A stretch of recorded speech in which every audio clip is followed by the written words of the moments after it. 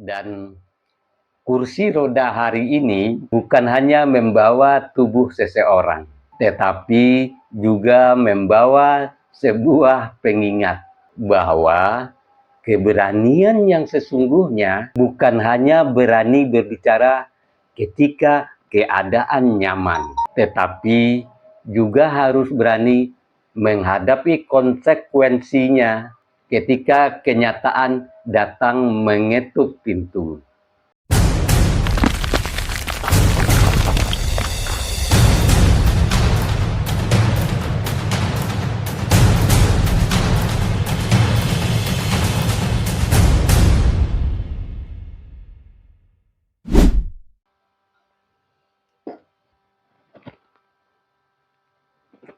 Selama ini kita melihat seseorang begitu berani di depan layar. Tapi bagaimana jika layar berubah menjadi ruang pemeriksaan dan kata-kata harus dipertanggungjawabkan? Sebentar lagi saya bahas. Bismillahirrahmanirrahim.